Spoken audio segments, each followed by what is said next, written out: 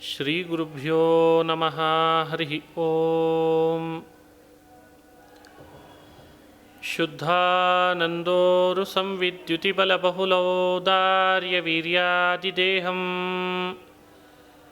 ಚಿಂತಾ ಸಂತಾಪಲೇಪೋದ್ಭವಮೃತಿಮುಖರಾಶೇಷದೋಷಾತಿದೂರಂ ಸದ್ಭಿರ್ವೈರಾಗ್ಯಭಕ್ತಿಶ್ರುತಿಮತಿನಿಯತಧ್ಯಾನಜಜ್ಞಾನಯೋಗಾತ್ ಗಮ್ಯಂ ವಂದೇ ಮುಕುಂದಾಭಿಧಮಮಲಮಲಂ ಬ್ರಹ್ಮವೇದಾಂತವೇದ್ಯಂ ಅಭ್ರಮಂ ಭಂಗರಹಿತಂ ಅಜಡಂ ವಿಮಲಂ ಸದಾ ಆನಂದತೀರ್ಥಮತುಳಂ ಭಜೆ ತಾಪತ್ರಯಾಪಹಂ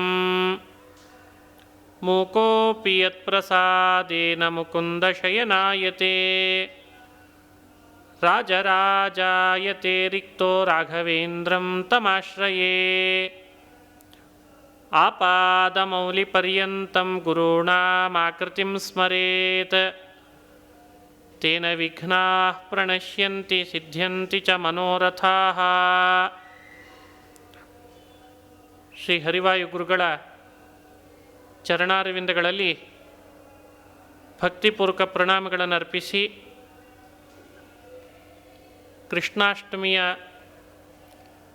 ಪರ್ವಕಾಲದ ನಿಮಿತ್ತ ಶ್ರೀಮದ್ ಭಾಗವತ ಮಹಾಪುರಾಣದ ಅಷ್ಟಮ ಸ್ಕಂಧದಲ್ಲಿ ಬರುವಂತಹ ಕೆಲವು ಪ್ರಮೇಯಗಳನ್ನು ಅನುವಾದ ಮಾಡ್ತಾ ಇದ್ದೇನೆ. ಪರಮಪೂಜ್ಯ ವ್ಯಾಸರಾಜ ಮಠಾಧೀಶರ ಅಡಿದಾವರೆಗಳಲ್ಲಿ ಭಕ್ತಿಪೂರ್ವಕ ಪ್ರಣಾಮಗಳನ್ನು ಅರ್ಪಿಸ್ತಾ ಈ ಪರ್ವಕಾಲದಲ್ಲಿ 8ನೇ ಸ್ಕಂಧದಲ್ಲಿ ಬರುವಂತಹ ಕೆಲವು ಪ್ರಮುಖವಾದ ಅಂಶಗಳನ್ನು ತಿಳಿಸೋ ಪ್ರಯತ್ನ ಮಾಡ್ತೇನೆ. 8ನೇ ಸ್ಕಂಧದಲ್ಲಿ 14 ಮನ್ವಂತರಗಳಲ್ಲಿ ಬರುವಂತಹ ಭಗವಂತನ ಅವತಾರಗಳ ಚರಿತ್ರೆಯನ್ನು, ಭಕ್ತರನ್ನು ಹೇಗೆ ಭಗವಂತ ರಕ್ಷಣೆ ಮಾಡ್ತಾನೆ, ತಾನು ಭಕ್ತವತ್ಸಲ, ಭಕ್ತಾಪರಾಧ ಸಹಿಷ್ಣುವಾಗಿದ್ದಾನೆ, ಈ ತತ್ವಗಳನ್ನು, ಈ ಪ್ರಮೇಯಗಳನ್ನು ಅನುಸಂಧಾನ ಮಾಡ್ತಾ ಬರ್ತಾರೆ. ರಾಜೋವಾಚ ಸ್ವಯಂಭುವಸ್ಯೇಹ ಗುರೋ ವಂಶೋಯಂ ವಿಸ್ತರಾಚ್ಶ್ರುತಃ ಯತ್ರ ವಿಶ್ವಸೃಜಾಂ ಸರ್ಗೋ ಮನೂನನ್ಯಾನ್ ವದಸ್ವನಃ ಯತ್ರ ಯತ್ರ ಹರೇರ್ಜನ್ಮ ಕರ್ಮಾಣಿ ಚ ಮಹೀಯಸಃ ಗೃಣಂತಿ ಕವಯೋ ಬ್ರಹ್ಮನ್ಸ್ತಾನಿನೋ ವದ ಶೃಣ್ವತಾ. ಇದೆಲ್ಲ ಪರೀಕ್ಷಿತ ಮಾಡುವಂಥ ಪ್ರಶ್ನೆ. ಸ್ವಯಂಭುವ ಮನ್ವಂತರದ ವಿಸ್ತಾರವಾದ ಚರಿತ್ರೆಯನ್ನು ನನಗೆ ಶ್ರವಣ ಮಾಡಿಸ್ತಾ ಬರ್ತಾ ಇದ್ದೀರಿ. ಶುಕಮುನಿಗಳೇ, ಹೀಗೆ ಭಗವಂತ ಯಾವ್ಯಾವ ಮನ್ವಂತರಗಳಲ್ಲಿ ಯಾವ್ಯಾವ ಅವತಾರಗಳನ್ನು ಮಾಡಿದ, ಏನೆಲ್ಲ ಮಹಿಮೆಗಳನ್ನು ತೋರಿಸಿದ, ಈಗಾಗಲೇ ಕಳೆದ ಮನ್ವಂತರಗಳಲ್ಲಿ, ಮುಂದಾಗುವ ಮನ್ವಂತರಗಳಲ್ಲಿ ಭಗವಂತ ಮಾಡುವಂಥ ಅವತಾರಗಳ ಚರಿತ್ರೆಯನ್ನು ಹೇಳ್ರಿ, ಈ ರೀತಿ ಪ್ರಾರ್ಥನೆ ಮಾಡ್ತಾ ಇದ್ದಾನೆ. ಅದಕ್ಕೆ ಶುಕಮುನಿಗಳು ಶ್ರೀ ಶುಕ ಉವಾಚ ಮನವೋಸ್ಮಿನ್ ವ್ಯತೀತಾಶ್ಷಟ್ ಕಲ್ಪೇ ಸ್ವಯಂಭುವಾದಯಃ ಆದ್ಯಸ್ತೆ ಕಥಿತೋ ಯತ್ರ ದೇವಾದೀನಾಂಚ ಸಂಭವಃ ಷಣ್ಮನವಃ ಅತೀತಾಃ. ಈಗಾಗಲೇ 6 ಮನ್ವಂತರಗಳು ಕಳೆದಿದೆ. ಅದರಲ್ಲಿ ಆದ್ಯಸ್ತೆ ಕಥಿತೋ ಯತ್ರ ದೇವಾದೀನಾಂಚ ಸಂಭವಃ, ಮೊದಲನೇ ಮನ್ವಂತರ ಅದೇ ಸ್ವಯಂಭುವ ಮನ್ವಂತರ ಅಂತ. ಅಲ್ಲಿ ಹುಟ್ಟುವಂತಹ ದೇವತೆಗಳು, ಅಲ್ಲಿ ಬರುವ ವಿಷಯಗಳನ್ನು ತಿಳಿಸಿದ್ದೇನೆ ಅಂತಂತಾರೆ. ಸ್ವಯಂಭುವ ಮನ್ವಂತರದಲ್ಲಿ ಭಗವಂತನ ಅವತಾರ ಅಂದರೆ ಅದು ಯಜ್ಞ ಅಂತ. ಸ್ವಯಂಭುವ ಮನುವಿಗೆ ಆಕೂತಿ ಅಂತ ಒಬ್ಬಳು ಮಗಳಿದ್ಲು. ಆಕೂತಿ, ದೇವಹೂತಿ, ಪ್ರಸೂತಿ ಅಂತ 3 ಜನ. ಅದರಲ್ಲಿ ಆಕೂತಿ ದೇವಿಯನ್ನು ರುಚಿ ಅನ್ನೋ ಪ್ರಜಾಪತಿ ಕೊಟ್ಟು ವಿವಾಹ ಮಾಡಿಸಿದ. ಆ ರುಚಿ ಪ್ರಜಾಪತಿ ಬಹಳ ಭಕ್ತಿಯಿಂದ, ಶ್ರದ್ಧೆಯಿಂದ ಭಗವಂತನನ್ನು ಆರಾಧನೆ ಮಾಡಿದ್ದಾನೆ. ಅವನಿಗೆ ಭಗವಂತ ಮಗನಾಗಿ ಅವತಾರ ಮಾಡಿದ. ಹಾಗೆ ದೇವಹೂತಿಯನ್ನು ಕರ್ದಮರಿ ಕೊಟ್ಟು ವಿವಾಹ ಮಾಡಿಸಿದ. ಕೃತಂ ಪುರಾ ಭಗವತಃ ಕಪಿಲಸ್ಯಾನುವರ್ಣಿತಂ ಅಂತಾರೆ. ಕರ್ದಮ ದೇವಹೂತಿಯರ ಮಗನಾಗಿ ನಾರಾಯಣ ಕಪಿಲ ಅಂತ ಅವತಾರ ಮಾಡಿದ. ಆ ಕಪಿಲಾವತಾರದ ಚರಿತ್ರೆಯನ್ನು, ಕಪಿಲನ ಬಾಯಲ್ಲಿ ಬಂದಂಥ ಉಪದೇಶದ ಮಹಿಮೆಗಳನ್ನು, ತತ್ವವನ್ನು 3ನೇ ಸ್ಕಂಧದಲ್ಲಿ ಹೇಳಿದ್ದಾರೆ. ಈಗ ಯಜ್ಞ ನಾಮಕ ಪರಮಾತ್ಮನ ಚರಿತ್ರೆಯನ್ನು ಹೇಳ್ತಾರೆ. ಯಜ್ಞನಾಗಿ ಅವತಾರ ಮಾಡಿದ. ಆ ಸಮಯದೊಳಗೆ ಸ್ವಯಂಭೂ ಮನು ಈ ಯಜ್ಞನಾಮಕ ಭಗವಂತನಿಗೆ ಅಜ್ಜ ಆಗಬೇಕು. ತಾಯಿಯ ತಂದೆ. ಹಾಗಾಗಿ ಅಜ್ಜನಾಗಬೇಕು ಅನ್ನೋ ಕಾರಣಕ್ಕೆ ಆ ಸಮಯದೊಳಗೆ ಸ್ವಯಂಭೂ ಮನು ಕನ್ಯಾದಾನ ಮಾಡುವಾಗಲೇ ಒಂದು ವ್ಯವಸ್ಥೆಯನ್ನಿಟ್ಟುಕೊಂಡು ಮಾಡಿದ. ಪುತ್ರಿಕಾ ಧರ್ಮದಿಂದ ನಾನು ಆಕೂತಿ ದೇವಿಯನ್ನು ನಿನಗೆ ವಿವಾಹ ಮಾಡಿಸಿಕೊಡ್ತೇನೆ. ಆಕೂತಿಯಲ್ಲಿ ಹುಟ್ಟುವಂಥ ಮಗ ಮಾತ್ರ ನನ್ನ ಮಗನಾಗಬೇಕು ಅಂತಂದಿದ್ದಂತೆ. ಅದಕ್ಕೆ ಪುತ್ರಿಕಾನ್ಯಾಯ ಅಂತ ಕರೆದಿದ್ದಾರೆ. ಸರಿ ಅಂತ ರುಚಿ ಪ್ರಜಾಪತಿ ಆಕೂತಿಯನ್ನು ವಿವಾಹ ಮಾಡಿಕೊಂಡು ಹುಟ್ಟಿದಂಥ ಮಗನನ್ನು ಸ್ವಯಂಭೂ ಮನುವಿಗೆ ಒಪ್ಪಿಸಿದ, ಅಂದರೆ ಮಾವನಿಗೆ. ಹಾಗಾಗಿ ಯಜ್ಞ ಸ್ವಯಂಭೂ ಮನುವಿನ ಮಗನಾಗ್ತಾನೆ ಒಂದರ್ಥದಲ್ಲಿ. ಸ್ವಯಂಭೂ ಮನು ವಿರಕ್ತನಾಗಿ ರಾಜ್ಯವನ್ನು ಪರಿತ್ಯಜಿಸಿ ತಪಸ್ಸಿಗಾಗಿ ಅಂತ ಕಾಡಿಗೆ ಹೋದ. ಸುನಂದ ಅಂತೊಂದು ನದಿ. ಸುನಂದಾಯಾಂ ವರ್ಷಶತಂ ಪದೈಕೇನ ಭುವಂ ಸ್ಪೃಶನ್. ಸುನಂದಾ ನದಿ ತೀರದಲ್ಲಿ 1000 ವರ್ಷ ತಪಸ್ಸನ್ನು ಆಚರಣೆ ಮಾಡ್ತಾ ಇದ್ದಾನೆ. ಸ್ವಯಂಭೂಮನು ತಪಸ್ಸು ಮಾಡ್ತಾ ಇರುವಾಗ ಅದೇ ಸಮಯಕ್ಕೆ ಕೆಲವು ರಾಕ್ಷಸರು ಅವನ ಮೇಲೆ ಆಕ್ರಮಣ ಮಾಡಿದರಂತೆ. ಆ ಆಕ್ರಮಣದ ಪ್ರಭಾವ ಬಹಳ ಇತ್ತು. ಆಗ ಸ್ವಯಂಭೂಮನು ಭಗವಂತನನ್ನು ಪ್ರಾರ್ಥನೆ ಮಾಡಿದ, ಸ್ತೋತ್ರ ಮಾಡಿದ, ಸ್ತುತಿಸಿದ. ಮನುರುವಾಚ ಯೇನ ಚೇತಯತೆ ವಿಶ್ವಂ ವಿಶ್ವಂ ಚೇತಯತೆ ನಯಂ ಯೋ ಜಾಗರ್ತಿ ಶಯಾನೇಸ್ಮಿನ್ನಾಯಂ ತಂ ವೇದ ವೇದಸಃ ಆತ್ಮಾವಾಸ್ಯಮಿದಂ ವಿಶ್ವಂ ಯತ್ಕಿಂಚಿತ್ ಜಗತ್ಯಾಂ ಜಗತ್ ತೇನ ತ್ಯಕ್ತೇನ ಭುಂಜೀಥಾ ಮಾಘೃತಃ ಕಸ್ಯ ಸ್ವಿಧನಂ. ಇದೆಲ್ಲ ಸ್ವಯಂಭೂ ಮನು ಮಾಡಿದಂಥ ಸ್ತೋತ್ರ. ಈಶಾವಾಸ್ಯಮಿದಂ ಸರ್ವಂ ಅಂತ ಈಶಾವಾಸ್ಯೋಪನಿಷತ್ತು, ಯಾಜ್ಞೀಯ ಮಂತ್ರೋಪನಿಷತ್ ಅಂತ ಪ್ರಸಿದ್ಧಿ ಇದೆ. ಅಪೌರುಷೇಯವಾದಂಥ ಉಪನಿಷತ್ತಿನ ಮಾತುಗಳನ್ನೇ 1-2 ಪದ ವ್ಯತ್ಯಾಸ ಮಾಡಿ ಭಾಗವತದಲ್ಲಿ ಅದನ್ನು ಪಠನ ಮಾಡಲಾಗ್ತದೆ. ಇದು ಈಶಾವಾಸ್ಯ ಉಪನಿಷತ್ತು ಅಂದರೆ ಒಂದರ್ಥದಲ್ಲಿ ಮಾನವರಿಗೆ ಬೇಕಾಗುವಂಥ ಸಂವಿಧಾನ ಅದನ್ನು ಜಗತ್ತಿಗೆ ಕೊಟ್ಟಿದ್ದಾನೆ. ಸ್ವಯಂಭೂಮನು ಯಜ್ಞನನ್ನು ಸ್ತೋತ್ರ ಮಾಡಿದ್ದು ಹೌದು, ಇದು ಮಾನವರ ಸಂವಿಧಾನವೂ ಹೌದು ಅಂತಾರೆ. ಹೀಗೆಲ್ಲ ಭಗವಂತನನ್ನು ಸ್ತೋತ್ರ ಮಾಡ್ತಾ ಅವನನ್ನು ಪ್ರೀತಿಪಡಿಸಿದ. ಆಗ ಯಜ್ಞ ಸ್ವಯಂಭೂ ಮನುವಿಗೆ ಪ್ರೀತನಾಗಿ ಅವನಿಗುಂಟಾದಂಥ ದೈತ್ಯರ ಬಾಧೆ, ಅಸುರರ ಬಾಧೆಯನ್ನು ಪರಿಹರಿಸಿ ಮತ್ತೆ ಅವನ ತಪಸ್ಸು ಮುಂದುವರಿಯುವಂತೆ ಮಾಡಿದ ಅಂತ ಕಥೆ ಬರ್ತದೆ. ಏನಿದರ ಸಂದೇಶ? ನಾವು ಹೇಗಿದನ್ನು ಅನುಸಂಧಾನ ಮಾಡಬಹುದು ಅಂದರೆ, ನಮ್ಮ ಬದುಕಿನಲ್ಲೂ ಸ್ವಯಂಭೂ ಮನು ತಪಸ್ಸಿಗೆ ಕುಳಿತಾಗ ಬರುವ ವಿಘ್ನಗಳು ಹೇಗೋ ಹಾಗೆ ವಿಘ್ನ ನಮಗೂ ಬರ್ತದೆ.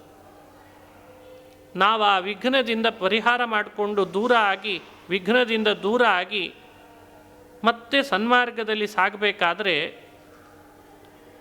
ಯಜ್ಞನಾಮಕ ಭಗವಂತನನ್ನು ಸ್ವಯಂಭೂ ಮನು ಮಾಡಿದಂತೆ ಸ್ತೋತ್ರ ಮಾಡಬೇಕು ಅಂತ ತಿಳಿಸ್ತದೆ. ಅವನನ್ನು ಸ್ತುತಿಸಿ ಅವನ ಪ್ರೀತಿ ಪಡೆದು ಅವನನ್ನು ಪ್ರೀತಿಪಡಿಸಲಿಕ್ಕೆ ಅಂತ ಮಾಡುವ ಕರ್ತವ್ಯಗಳನ್ನು ಮಾಡಿ ನಾವು ಸದ್ಗತಿಯನ್ನು ಕಾಣಬೇಕು. ಇದು ಭಾಗವತ ಕೊಡುವಂತಹ ಯಜ್ಞನಾಮಕ ಪರಮಾತ್ಮನ ಚರಿತ್ರೆಯಿಂದ ಸಂದೇಶ ಅಂತ ತಿಳಿಬೇಕು. ಇದು ಮೊದಲನೇ ಮನ್ವಂತರದ ಕಥೆ. ಒಟ್ಟು 14 ಮನ್ವಂತರಗಳು. ಅದರಲ್ಲಿ 2ನೇ ಮನ್ವಂತರ ಸ್ವಾರೋಚಿಷ ಅಂತ ಮನ್ವಂತರ. ಸ್ವಾರೋಚಿಷೋ ದ್ವಿತೀಯಸ್ತು ಮನುರಗ್ನೇ ಸುತೋಭವತ್. ಸ್ವಾರೋಚಿಷ ಅಂತ ಮನ್ವಂತರ. ಆಗಲೂ ಪರಮಾತ್ಮ ಅವತಾರ ಮಾಡಿದ್ದಾನೆ. ಆಗ ಭಗವಂತ ಮಾಡಿದ ಅವತಾರದ ಹೆಸರು ವಿಭೂ ಅಂತ ತಿಳಿಸ್ತಾರೆ. ವೇದಶಿರಸ್ ಅಂತ ಒಬ್ಬ ಋಷಿ ಇದ್ದ. ಅವನ ಪತ್ನಿ ತುಷಿತಾ ಅಂತಿದ್ಲಂತೆ. ಅವರು ಮಾಡಿದ ತಪಸ್ಸಿಗೆ ಭಗವಂತ ಪ್ರೀತನಾಗಿ ಅವರ ಮಗನಾದ ವಿಭೂ ಅಂತ ಅವತಾರ ಮಾಡಿದ. ವಿಭೂ ಅಂತ ಅವತಾರ ಮಾಡಿ ಬ್ರಹ್ಮಚಾರಿಯಾಗಿದ್ದು ಸುಮಾರು 88,000 ಮುನಿಗಳಿಗೆ ಬ್ರಹ್ಮಚರ್ಯ, ವ್ರತ ಅವುಗಳ ಶಿಕ್ಷಣವನ್ನು ಕೊಟ್ಟನಂತೆ. 88,000 ಮುನಯೋ ಯೇ ಧೃತವ್ರತಾಃ ಅನ್ವಶಿಕ್ಷನ್ ವ್ರತಂ ತಸ್ಯ ಕೌಮಾರ ಬ್ರಹ್ಮಚಾರಿಣಃ ಅಂತಾರೆ. ಕೌಮಾರ ಬ್ರಹ್ಮಚಾರಿಣಃ ಅನ್ವಶಿಕ್ಷನ್ ವ್ರತಂ ಅಂತ ವಿವರಣೆ ಕೊಟ್ಟಿದ್ದಾರೆ. ಏನು ಅದ್ಭುತ ಈ ವಿಭೂ ಅನ್ನೋ ಅವತಾರ. ಇದನ್ನು ನಾವು ಅನುಸಂಧಾನ ಮಾಡಬೇಕು. ವಿಭೂ ಅವತಾರವನ್ನು ಚಿಂತನೆ ಮಾಡಿದರೆ ಒಳ್ಳೆ ಬ್ರಹ್ಮಚರ್ಯ ನಿಷ್ಣಾತರಾಗಲಿಕ್ಕೆ ಆಗ್ತದೆ. ಮನುಷ್ಯರಲ್ಲಿ ಇವತ್ತು ಎಷ್ಟೋ ವಿಷಯಗಳಲ್ಲಿ ಸಿದ್ಧಿ ಬರದೇ ಇರೋದಕ್ಕೆ ಬ್ರಹ್ಮಚರ್ಯ ಇಲ್ಲದೆ ಇರೋದೇ ಕಾರಣ ಆಗಿದೆ. ಬ್ರಹ್ಮಚರ್ಯ ಚೆನ್ನಾಗಿತ್ತು ಅಂದರೆ ಎಂಥ ಸಿದ್ಧಿಯನ್ನಾದರೂ ಪಡೀಲಿಕ್ಕೆ ಬರ್ತದೆ.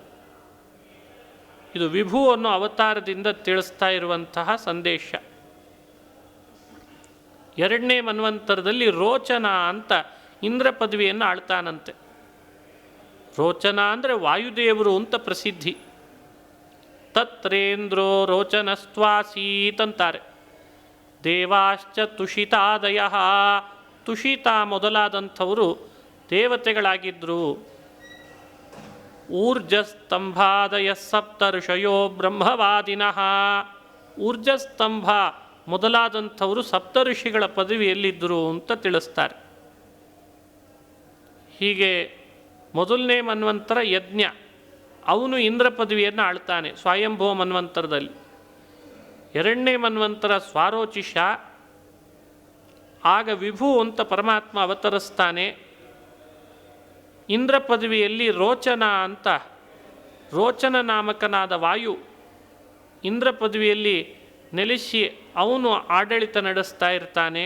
ತುಷಿತ ನಾಮಕ ದೇವತೆಗಳು,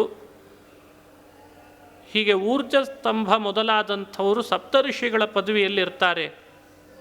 ಬ್ರಹ್ಮಚರ್ಯ ವ್ರತವನ್ನು ಶಿಕ್ಷಣ ನೀಡ್ತಾನೆ ಅಂತ ಅದನ್ನು ಅನುಸಂಧಾನ ಮಾಡ್ತಾರೆ. 3ನೇ ಮನ್ವಂತರ ತೃತೀಯ ಉತ್ತಮೋ ನಾಮ ಪ್ರಿಯವ್ರತ ಸುತೋ ಮನು. ಉತ್ತಮ ಅಂತ ಇವನು ಪ್ರಿಯವ್ರತನ ಮಗ. ಇವನ ಕಾಲದಲ್ಲಿ ವಸಿಷ್ಠತನಯ ಸಪ್ತರ್ಷಯ ಪ್ರಮದಾದಯ. ವಸಿಷ್ಠರ ಮಕ್ಕಳು ಪ್ರಮದ ಮೊದಲಾದವರೆಲ್ಲ ಸಪ್ತಋಷಿ ಪದವಿಯಲ್ಲಿರ್ತಾರೆ. ಸತ್ಯಜಿತ್ ಅಂತ, ಸತ್ಯಜಿತ್ ಅನ್ನೋ ಹೆಸರಿನವನು ಇಂದ್ರ ಪದವಿಯನ್ನು ಆಳ್ತಾ ಇರ್ತಾನೆ. ಸತ್ಯ, ವೇದಶ್ರುತ, ಭದ್ರ ಅಂತನ್ನೋರೆಲ್ಲ ದೇವತೆಗಳ ಸ್ಥಾನದಲ್ಲಿರ್ತಾರೆ.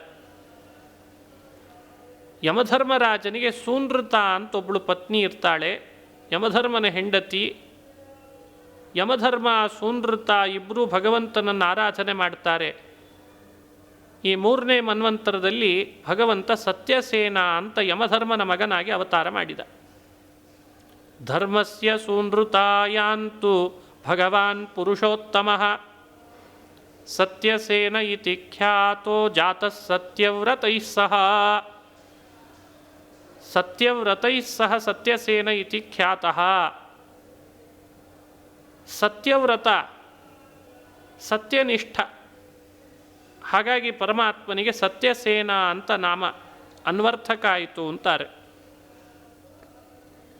ಇವನ ಮಹಿಮೆ ಏನು?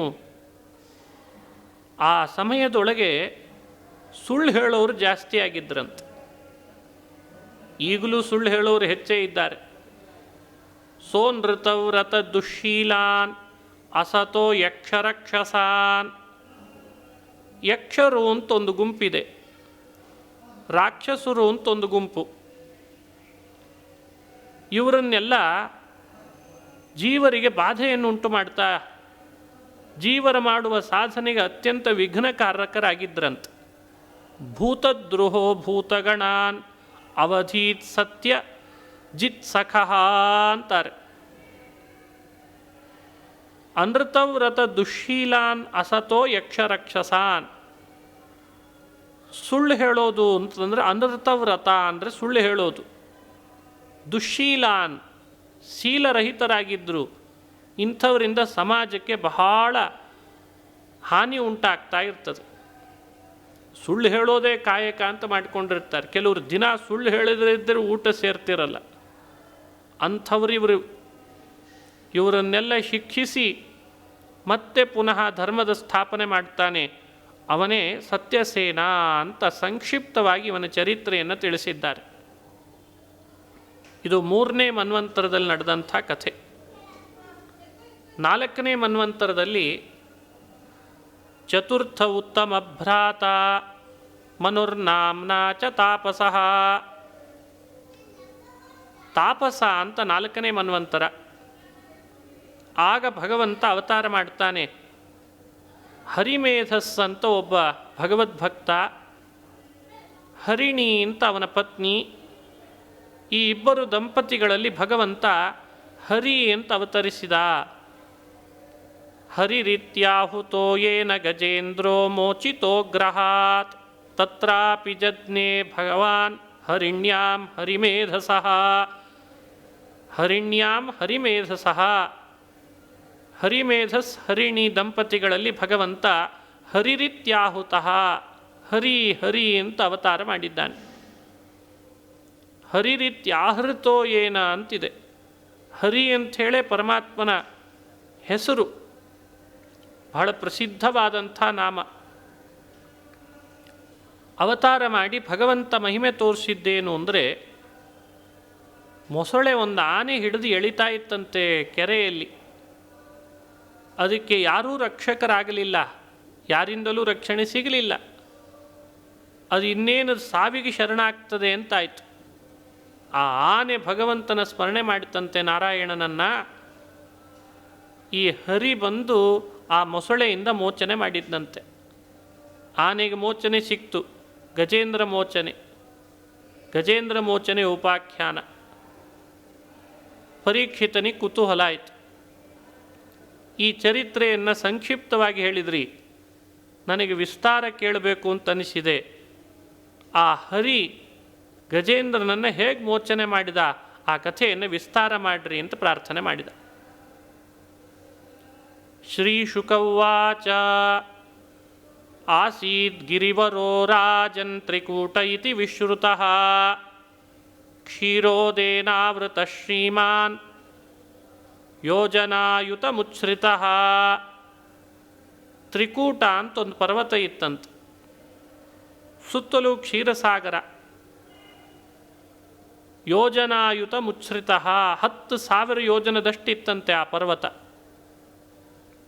ಆ ಪರ್ವತಕ್ಕೆ ತ್ರಿಕೂಟ ಅಂತ ಹೆಸರು ಬರಲಿಕ್ಕೆ 3 ಶೃಂಗಗಳಿದ್ದದ್ದು ಕಾರಣ ಆಯಿತು. ಒಂದು ಬೆಳ್ಳಿಯ ಶೃಂಗ, ಇನ್ನೊಂದು ಕಬ್ಬಿಣ, ಮತ್ತೊಂದು ಬಂಗಾರದ ಶೃಂಗ ಇತ್ತಂತೆ. ಹಾಗಾಗಿ ಅದನ್ನು ತ್ರಿಕೂಟ ಅಂತ ಕರೀತಾ ಇದ್ದರು. ಸಾಕಷ್ಟು ಪ್ರಾಣಿಗಳು ಅಲ್ಲಿ ವಾಸ ಮಾಡಿಕೊಂಡು ಇದ್ವಂತೆ ಆ ಪರ್ವತದ ಪ್ರದೇಶದಲ್ಲಿ.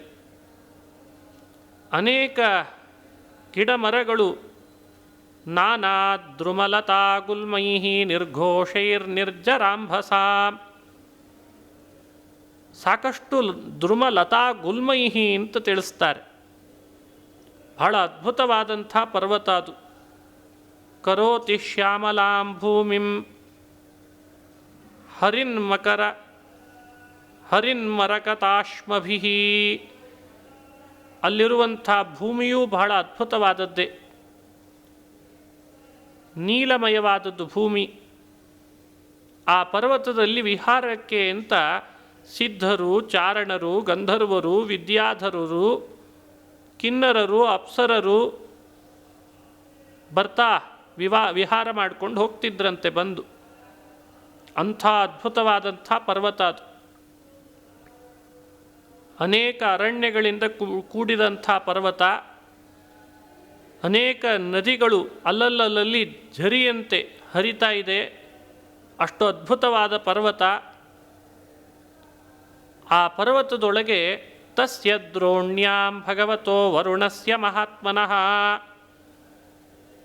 ವರುಣಸ್ಯ ಮಹಾತ್ಮನಃ, ಬೆಟ್ಟದೊಳಗೆ ವರುಣದೇವರ ಒಂದು ಉದ್ಯಾನವನ ಇತ್ತಂತೆ. ಅದರ ಹೆಸರು ಋತುಮತ್ ಅಂತಾರೆ. ಉದ್ಯಾನಂ ಋತುಮನ್ನಾಮ ಆಕ್ರೀಡಂ ಸುರಯೋಷಿತ, ಋತುಮನ್ನಾಮಕ ಉದ್ಯಾನವನ. ಆಕ್ರೀಡಂ ಸುರಯೋಷಿತಾಂ, ದೇವತಾ ಸ್ತ್ರೀಯರು ವಿಹಾರ ಮಾಡಲಿಕ್ಕಿದ್ದಂಥ ವನ ಅಂತೆ.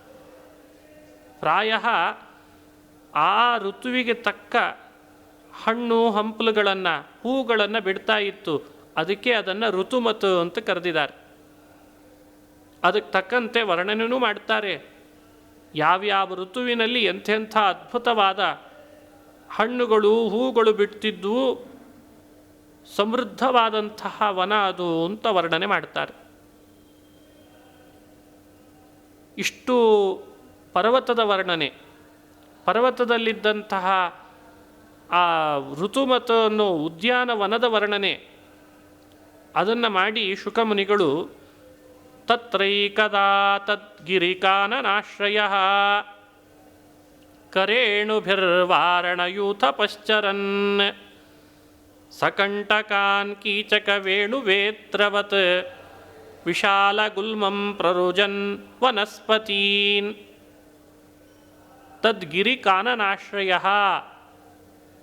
ಆ ಬೆಟ್ಟದ ಕಾಡುಗಳನ್ನು ವಿಹಾರ ಮಾಡಿಕೊಂಡು ಅದನ್ನೇ ಆಶ್ರಯ ಮಾಡಿಕೊಂಡಂಥ ಒಂದು ಗಜೇಂದ್ರ, ಆನೆಗಳ ಒಡೆಯ ಸಲಗ ಗಜರಾಜ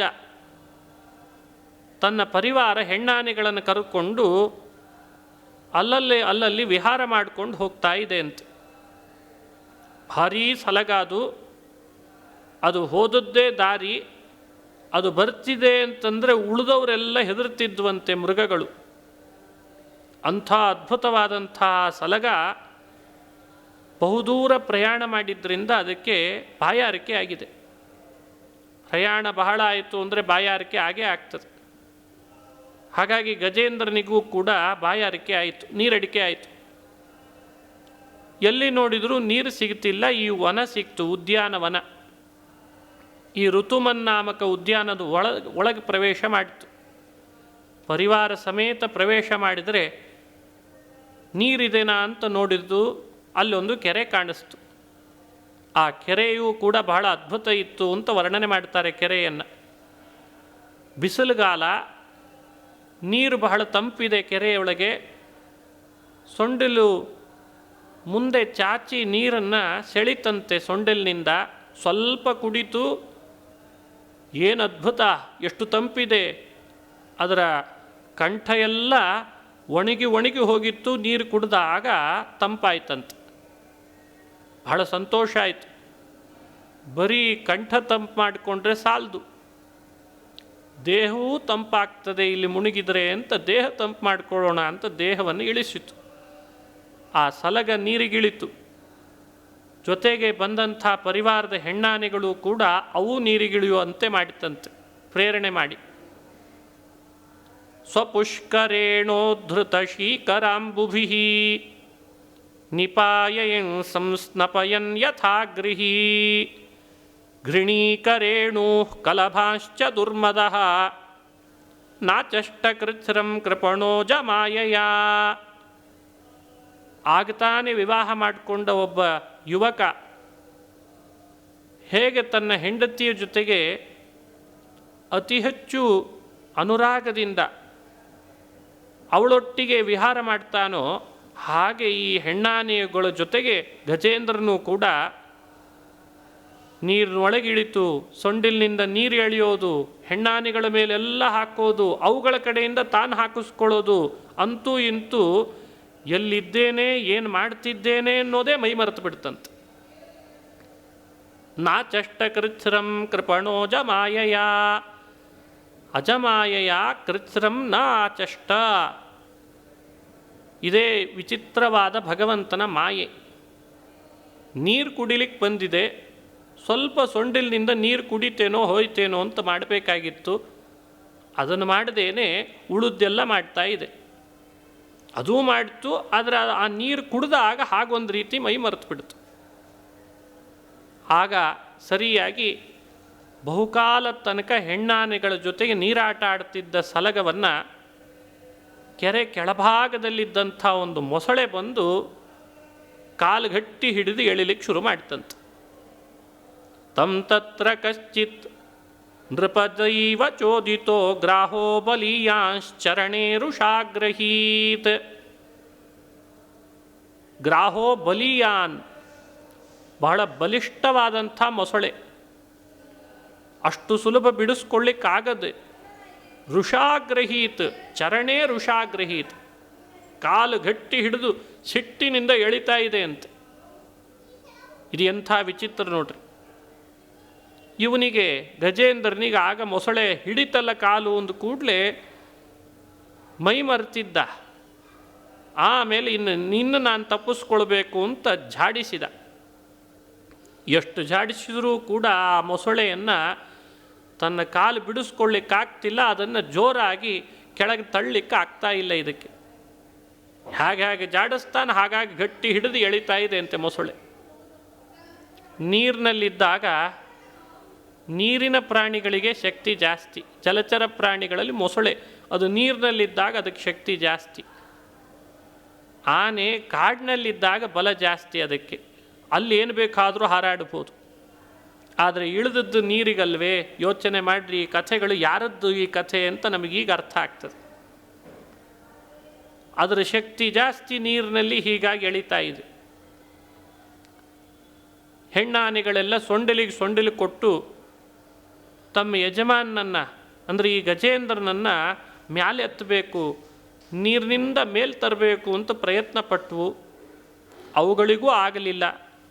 ಸಾವಿರಾರು ದಿನಗಳೇ ಉರುಳಿ ಹೋಯಿತು, ಗಜೇಂದ್ರನನ್ನು ಮೇಲೆತ್ತಲಿಕ್ಕೆ ಆಗ್ತಾ ಇಲ್ಲ ಅವಕ್ಕೆ. ಸಮಾಸಹಸ್ರಂ ವ್ಯಗಮನ್ಮಹೀಪತೆ ಸಪ್ರಾಣಯೋಶ್ಚಿತ್ರ ಮಮಂಸ ತಾಮರಾಹ. ಎಲ್ಲರೂ ಕುತೂಹಲದಿಂದ ನೋಡ್ತಾನೆ ಇದ್ದಾರೆ, ಏನಾಗ್ತದೀಗ ಅಂತ. ನೂರಾರು ದಿನಗಳು ಉರುಳ್ತಾ ಇವೆ ಹೊರತು ಗಜೇಂದ್ರನನ್ನು ಮೊಸಳೆಯಿಂದ ಬಿಡಿಸ್ಕೊಳ್ಳಿಕ್ಕಾಗ್ತಾ ಇಲ್ಲ. ಆವಾಗ ಇವನಿಗೆ ಪರವಶನಾದ, ಹೋಗ್ತದಿನ್ನು ಪ್ರಾಣ ಅಂತ ಅನಿಸ್ಬಿಡ್ತು. ಯಾರೂ ನನಗೆ ಸಹಾಯಕ್ಕೆ ಬಂದರೂ ನನ್ನನ್ನು ಬಿಡಿಸ್ಕೊಳ್ಳಿಕ್ಕಾಗ್ತಿಲ್ಲ, ನನ್ನ ಶಕ್ತಿ ಅಂತೂ ಏನೂ ಇಲ್ಲ ಅಂತ ಆಗಿಬಿಟ್ಟಿದೆ. ಇದು ಯಾರ ಕಥೆ ಅಂತ ಹೇಳುವಾಗಲೇ ಅರ್ಥ ಮಾಡಿಸ್ತಾರೆ ವ್ಯಾಸರು, ಅವರ ಸಾಹಿತ್ಯನೇ ಹಾಗೆ. ಎಂಥ ಅದ್ಭುತ. ಇತ್ತಂ ಗಜೇಂದ್ರ ಸ ಯದಾಪ ಸಂಕಟಂ ಪ್ರಾಣಸ್ಯ ದೇಹಿ ವಿವಶೋ ಯದೃಚ್ಛಯ ಅಪಾರಯನ್ನಾತ್ಮ ವಿಮೋಕ್ಷಣೇ ಚಿರಂ ದಧ್ಯಾವಿಮಾಂ ಬುದ್ಧಿಮಥಾಭ್ಯಪದ್ಯತ. ಸಂಕಟಂ ಗಜೇಂದ್ರ ಯದಾ ಆಪ ಇತ್ತಂ ಸಂಕಟಂ ಯದಾ ಆಪ. ಇಂಥ ಸಂಕಟದ ಸ್ಥಿತಿ ಯಾವಾಗ ಗಜೇಂದ್ರನಿಗೆ ಬಂತೋ ಆಗ ಅವನು ಈ ಸಂಕಟ ನನ್ನಿಂದ ಮೋಚನೆ ಮಾಡಿಕೊಳ್ಳಿಕ್ಕಾಗ್ತಾ ಇಲ್ಲ, ಏನಾದರೂ ಉಪಾಯ ಮಾಡಬೇಕು, ಪ್ರಾಣಕ್ಕೆ ಕುತ್ತು ಬರ್ತದಿನ್ನು ಅಂತ. ಪ್ರಾಣಸ್ಯ ಸಂಕಟಂ ಆಪ, ಪ್ರಾಣಕ್ಕೆ ಕುತ್ತು ಬರ್ತದೆ ಅಂತನ್ನೋಷ್ಟ್ರ ಮಟ್ಟಿಗೆ ಆದಾಗ ಅಪಾರ ಎನ್ನಾತ್ಮ ವಿಮೋಕ್ಷಣೆ ಚಿರಂ, ಆತ್ಮವಿಮೋಕ್ಷಣೆ ಚಿರಂ ಅಪಾರ ಎನ್, ಏನು ಮಾಡಲಿಕ್ಕೂ ತನ್ನ ಕೈಯಿಂದ ಆಗಲಿಲ್ಲ, ಬಹುಕಾಲದಿಂದ ಪ್ರಯಾಸಪಟ್ಟರು, ಪ್ರಯತ್ನಪಟ್ಟರು. ತದ್ಯಾವಿಮಾಂ ಬುದ್ಧಿಮಥಾಭ್ಯಪದ್ಯತ, ಆಗ ಇಂಥ ಒಂದು ಬುದ್ಧಿ ಅವನಿಗೆ ಬಂತು, ಹೀಗೊಂದು ಆಲೋಚನೆ ಅವನಿಗೆ ಬಂತಂತೆ. ಬಹಳ ಪ್ರಾಣಕ್ಕೆ ಸಂಕಟ ಬಂದಾಗಲೇ ದೇವರು ನೆನಪಾಗ್ತಾನೆ. ಮೊದಲೇ ಆಗಿದ್ದರೆ ಭಗವಂತನ ಸ್ಮರಣೆ, ಭಗವಂತನ ಕಡೆ ಬುದ್ಧಿ ಮೊದಲೇ ಹಾಕಿದರೆ ಹೀಗೊಂದು ಮುಂದೆ ಬರಲಿಕ್ಕಿರುವ ಸಂಕಟವೇ ಆ ಸ್ಮರಣೆಯಿಂದ ಪರಿಹಾರ ಮಾಡ್ತಿರ್ತಾನೆ ಭಗವಂತ. ಆದರೆ ನಮಗೆ ಅಂಥ ಬುದ್ಧಿ ಆವಾಗ ಬರಲ್ಲ. ಆ ಪ್ರಾಣಕ್ಕೆ ಕುತ್ತು ಬಂದಾಗ ಆಗ ದೇವರ ಸ್ಮರಣೆ ಅಂತೂ ಆಗಲಾದರೂ ಮಾಡಿದ. ನೋಡಿ, ಅವನು ಮಾಡಿಕೊಂಡ ಸ್ಮರಣೆ ಎಂಥದ್ದು ಅಂತ ಹೇಳ್ತಾರೆ ವ್ಯಾಸರು. ನಮಾಮಿ ಮೇ ಜ್ಞಾತಯ ಆತುರಂ ಗಜಾಃ ಕುತಃ ಕರಿಣ್ಯಃ ಪ್ರಭವಂತಿ ಮೋಚಿತುಂ ಗ್ರಾಹೇಣ ಪಾಶೇಣ ವಿಧಾತುರಾವೃತೋ ಪ್ಯಹಂಚ ತಂ ಯಾಮಿ ಪರಂಪರಾಯಣಂ. ಗ್ರಾಹೇಣ ಪಾಶೇನ ವಿಧಾತುರಾವೃತಃ. ಈ ಗ್ರಾಹ ಅಂದರೆ ಇದು ಮೊಸಳೆ, ಇದು ಯಮಪಾಶದಂತೆ ನನ್ನನ್ನು ಹಿಡಿದಿದೆ, ಮೃತ್ಯು ಬರ್ತದಿನ್ನು, ಈಗ ನನ್ನನ್ನು ಯಾರೂ ರಕ್ಷಣೆ ಮಾಡಿಕೊಳ್ಳಿಕ್ಕೆ ಆಗಲಿಲ್ಲ. ನ ಮಾಮಿ ಮೇ ಜ್ಞಾತಯ ಇಮೇ ಜ್ಞಾತಯ ನ ಪ್ರಭವಂತಿ ಮಾಂ ಮೋಚಿತುಂ. ನನ್ನನ್ನು ಬಿಡಿಸ್ಕೊಳ್ಳಿಕ್ಕೆ ನನ್ನ ಬಂಧುಗಳು ಯಾರೂ ಕೂಡ ಸಮರ್ಥರಾಗಲಿಲ್ಲ. ಬಂಧುಗಳು ಯಾರು ನಮ್ಮನ್ನು ಮೋಚನೆ ಮಾಡಲಾರರು ಮೃತ್ಯುವಿಂದ ಅನ್ನಲಿಕ್ಕೆ ಇದೊಂದು ಘಟನೆ ನಮಗೆ ಬಹಳ ಅದ್ಭುತವಾದ ಸಂದೇಶ ಕೊಡ್ತದೆ. ನಾವು ಅಂದ್ಕೊಂಡಿರ್ತೀವಿ ಆ ಬಂಧುಗಳು ಈ ಬಂಧುಗಳಿದ್ದಾರೆ, ನಮ್ಮ ಪರವಾಗಿದ್ದಾರೆ, ನಮ್ಮ ಬಗ್ಗೆ ಬಹಳ ಅವರಿಗೆ ವಿಶ್ವಾಸ ಪ್ರೀತಿ ಅಂತ. ಮೃತ್ಯು ಕಾಲು ಹಿಡಿದು ಎಳಿಲಿಕ್ಕೆ ಶುರು ಮಾಡಿದರೆ ಅವರೆಲ್ಲ ನಾಟ್ ರೀಚೇಬಲ್ ಆಗ್ತಾರೆ. ನಮಗೆ ಅಂತ ಆಪತ್ತು ಬಂದಾಗಲೇ ಗೊತ್ತಾಗ್ತದೆ ನಿಜವಾದ ಬಂಧುಗಳು ಯಾರು ಅಂತ. ನಮಗೆ ಅಂತ ಯಾವಾಗ ಅನೇಕ ವಿಧವಾದ ಆಪತ್ತುಗಳು ಬರ್ತಾವೆ, ಆಗ ನಮ್ಮ ನಿಜವಾದ ಸ್ನೇಹಿತ ಯಾರು, ನಿಜವಾದ ಬಂಧು ಯಾರು ಅಂತ ಆವಾಗಲೇ ಗೊತ್ತುಪಡಿಸೋದು. ಬಂಧು ಅಂತ ಆಗೋದು ಆವಾಗ ನಿಜವಾದ ಬಂಧು. ಅವ ನಮ್ಮ ರಕ್ತ ಸಂಬಂಧಿನೇ ಆಗಬೇಕಾಗಿಲ್ಲ, ಗೊತ್ತಾಗಿಬಿಡ್ತದೆ. ನೋಡಿ, ಗಜೇಂದ್ರನ ಕಥೆ ನಮಗೆಲ್ಲ ಸಂದೇಶ ಕೊಡಲಿಕ್ಕೆ ಬಂದದ್ದು. ಅವನಿಗೆ ಬುದ್ಧಿಯಲ್ಲಿ ಬಂದದ್ದು ಅಹಂಚ ತಂ ಯಾಮಿ ಪರಂಪರಾಯಣಂ. ಇವರ ಕೈಯಲ್ಲಿ ಎಲ್ಲೂ ಕೂಡ ನನ್ನನ್ನು ಮೋಚನೆ ಮಾಡುವ ಶಕ್ತಿ ಇಲ್ಲ, ಉಪಾಯ ಇಲ್ಲ. ನಾನೇನಿದ್ರೂ ಭಗವಂತನನ್ನು ಶರಣು ಹೋಗ್ತೇನೆ ಅಂತ ಶರಣು ಹೋದ. ಆ ಪರಮಾತ್ಮನ ಶರಣು ಹೋದರೆ ಅದೇ ಕ್ಷಣದಲ್ಲೇ ಭಗವಂತ ಗರುಡಾರೂಢನಾಗಿ ಬರ್ತಾನೆ. ಗಜೇಂದ್ರ ಶರಣು ಹೋದಂತಹ ಸಂದರ್ಭದ ವಿವರಣೆಯನ್ನು ಭಾಗವತ ಕೊಡ್ತದೆ. ಗಜೇಂದ್ರ ಉವಾಚ ಓಂ ನಮೋ ಭಗವತೆ ತಸ್ಮೈ ಯತಯೇತಚ್ಚಿದಾತ್ಮಕಂ ಪುರುಷಾಯಾದಿ ಬೀಜಾಯ ಪರೇಶಾಯಾಭಿಧೀಮಹಿ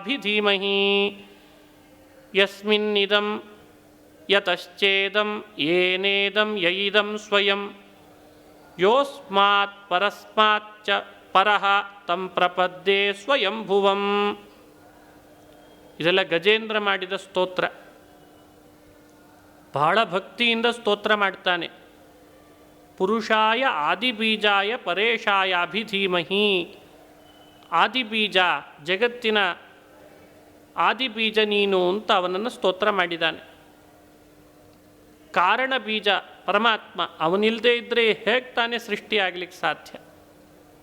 ಅವನಲ್ಲೇ ಆಶ್ರಯ ಪಡೆದಿದೆ, ಅವನ ದೆಸೆಯಿಂದಲೇ ಇದು ಹುಟ್ಟು ಪಡೀತದೆ. ಅವನೇ ಸಾಧನ, ಅವನನ್ನೇ ನಾವು ತಿಳಿಬೇಕು, ಆಶ್ರಯಿಸಬೇಕೇ ಹೊರತು ಬೇರೆ ಉಪಾಯನೇ ಇಲ್ಲ ಅಂತಾರೆ. ಹೀಗೆ ಭಗವಂತನನ್ನು ವಿಶೇಷವಾಗಿ ಸ್ತೋತ್ರ ಮಾಡ್ತಾ ಬರ್ತಾನೆ. ನಮೋ ನಮಸ್ತೆ ಖಿಲ ಕಾರಣಾಯ ನಾರಾಯಣಾಯಾದ್ಭುತ ಕಾರಣಾಯ ಸರ್ವಾಗಮಾಂನಾಯ ಮಹಾರ್ಣವಾಯ ನಮೋಪವರ್ಗಾಯ ಪರಾಯಣಾಯ. ಅಖಿಲ ಕಾರಣ ಹಾಗೂ ನಿಷ್ಕಾರಣ, ಅದ್ಭುತ ಕಾರಣ, ಈ ಶಬ್ದಗಳೆಲ್ಲ ವೇದಗಳಲ್ಲಿ ಬರುವಂಥದ್ದು. ಹಾಗಾಗೇ ಅದನ್ನು ಇಲ್ಲಿ ಹೇಳ್ತಾರೆ. ಅಖಿಲ ಕಾರಣನೂ ಹೌದು, ನಿಷ್ಕಾರಣನೂ ಹೌದು, ಅದ್ಭುತ ಕಾರಣನೂ ಹೌದು. ಅಖಿಲ ಕಾರಣ ಅಂದರೆ ಪ್ರಪಂಚಕ್ಕೆಲ್ಲ ಸೃಷ್ಟಿಕರ್ತ, ಎಲ್ಲದಕ್ಕೂ ಅವನು ಕಾರಣ. ನಿಷ್ಕಾರಣ ಅಂದರೆ ಇವನಿಗೆ ಇನ್ನೊಬ್ಬ ಕಾರಣರು ಯಾರೂ ಇಲ್ಲ, ಹಾಗಾಗಿ ಇವನು ನಿಷ್ಕಾರಣ. ಅದ್ಭುತ ಕಾರಣ, ಲೋಕದಲ್ಲೆಲ್ಲ ಏನೆಲ್ಲ ವಸ್ತುಗಳು ಹುಟ್ಟಿಗೆ ಕಾರಣ ಅಂತಿದ್ದಾವೆ ಅವುಗಳನ್ನು ಮೀರಿದವ ಇವ. ಲೋಕದಲ್ಲಿ ಕಾರಣ ಅಂತ ಯಾವ್ಯಾವುದನ್ನು ನಾವು ಗುರುತಿಸ್ತೇವೆ ಅವುಗಳಿಗೆ ಪ್ರಧಾನ ಕಾರಣತೆ ಇರಲ್ಲ.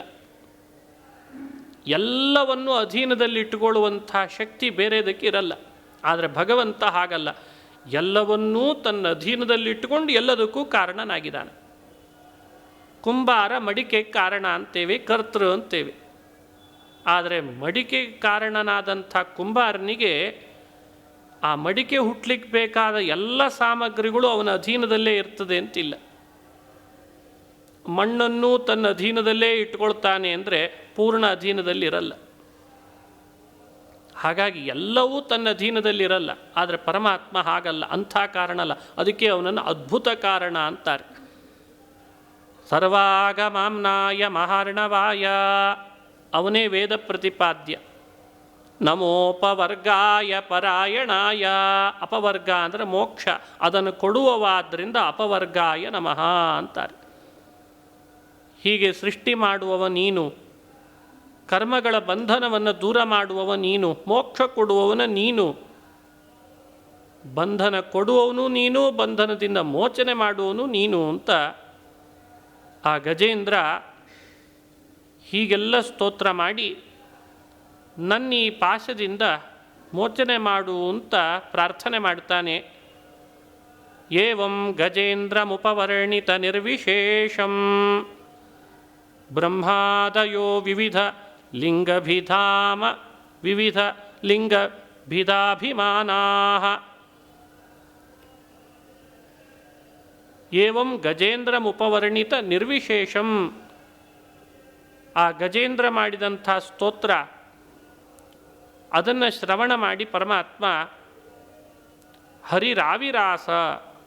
ಹರಿರಾವಿರಾಸೀತ್ ತತ್ರಾಖಿಲಾಮರಮಯೋ ಹರಿರಾವಿರಾಸೀತ್. ಭಗವಂತ ಆವಿರ್ಭೂತನಾದ, ಗರುಡಾರೂಢನ ಮೇಲೆ ಬಂದಿದ್ದಾನೆ, ಗರುಡಾರೂಢನಾಗಿ ಬಂದಿದ್ದಾನೆ. ನೋಡಿದ್ದಂತೆ ಗಜೇಂದ್ರ ಆ ಹರಿ ಬಂದದ್ದನ್ನು ಛಂದೋಮಯೇನ ಗರುಡೇನ ಸಮುಹ್ಯಮಾನಃ ಚಕ್ರಾಯುಧೋಭ್ಯಗಮದಾಶು ಯತೋ ಗಜೇಂದ್ರ. ಛಂದೋಮಯೇನ ಗರುಡೇನ, ಗರುಡ ಒಂದು ಬಾರಿ ರೆಕ್ಕೆ ಬೀಸಿದರೆ ಸಾಮವೇದ ಶ್ರವಣ ಆಗ್ತದಂತೆ. ಅದಕ್ಕೆ ಅವನನ್ನು ಛಂದೋಮಯ ಅಂತ ಕರೆದಿದ್ದಾರೆ. ಅಂಥ ಗರುಡನ ಹೆಗಲಲ್ಲಿ ಏರಿ ಹರಿ ಆಕಾಶದಲ್ಲಿ ಬರ್ತಿದ್ದಾನೆ, ದೇವತೆಗಳನ್ನು ಕರೆದುಕೊಂಡು ದೇವತಾ ಸಹಿತನಾಗಿ. ದಿವಿಜೈ ಸಹ ಸಂಸ್ತುವದ್ಭಿ, ದೇವತೆಗಳು ಸ್ತೋತ್ರ ಮಾಡ್ತಿದ್ದಾರೆ, ಸುತ್ತಲೂ ದೇವತೆಗಳು. ಗರುಡಾರೂಢನಾಗಿ ಪರಮಾತ್ಮ ಆಕಾಶ ಮಾರ್ಗದಲ್ಲಿ ಬಂದಿದ್ದಾನೆ.